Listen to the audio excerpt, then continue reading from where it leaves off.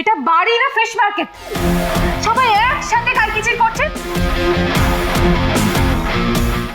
এই আপনি আমাকে কোথায় নিয়ে এলেন বলুন তো?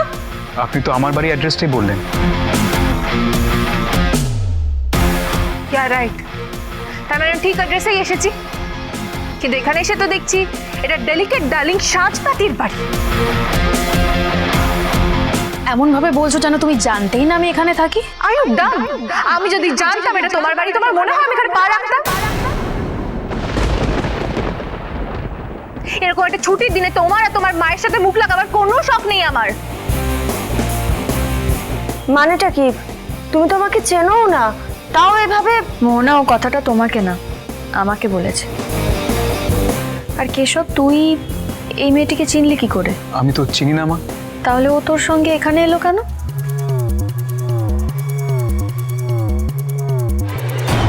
আমি এখানে আড্ডা দিতে আসিনি আপনার সঙ্গে মিসেস রায়।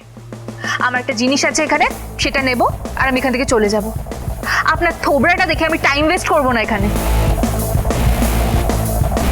ছি, কি মুখের ভাষা!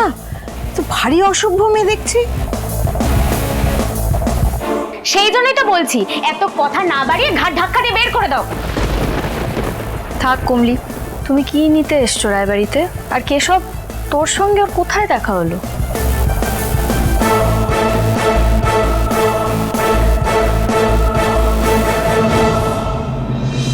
উনি কি বলবেন? আমি বলছি ওনার সাথে আমার কোথায় দেখা হলো। আমার ছেলেকে আমি প্রশ্ন করেছি, উত্তর আমার ছেলে দেবে। আসলে মা, আমি ওনাকে চিনিও না, আগে কখনো দেখিও নি।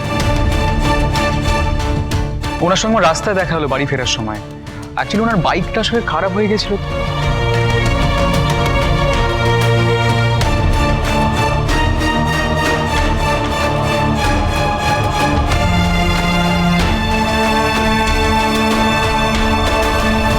এত টেনশন করছো কেন বাবা? গাড়িতেই তো আছি, খানিকক্ষণই পৌঁছে যাবো। যত তাড়াতাড়ি পসিবল। জানিস তো, শ্রীর হারিয়ে যাওয়ার দিনটা শুভ বিশাল কান্নাকাটি করে। আজও সকাল থেকে ঘরে নিজেকে বন্ধ করে রেখেছে। সারাদিন কান্নাকাটি করে যাচ্ছে, কিছু খাচ্ছে না। জানি না আমি ফিরে মাকে হ্যাপি করতে পারবো কিনা। আমার না খালি মনে হয়, জানো তো বাবা, যদি কোনোভাবে বনুকে সঙ্গে করে নিয়ে ফিরতে পারতাম। ওকে ওকে ওকে, নো মোর মন খারাপ, আইল বি দেয়ার সুন। হ্যাঁ, রাখছি।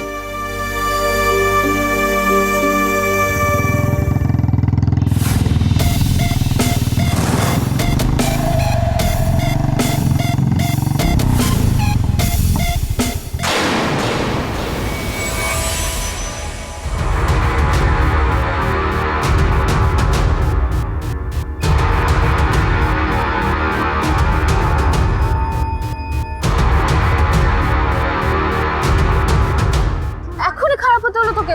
ধুর বাবা, পৌঁছাবো কি করে আমি?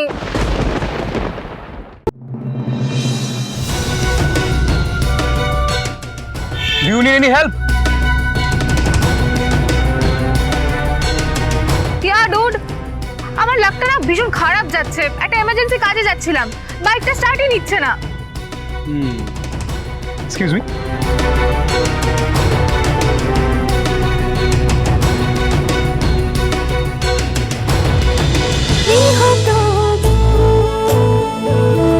গৃহপ্রবেশ সোম থেকে রবি রাত 10টায় স্টার জলসায় ও জিও হটস্টারে।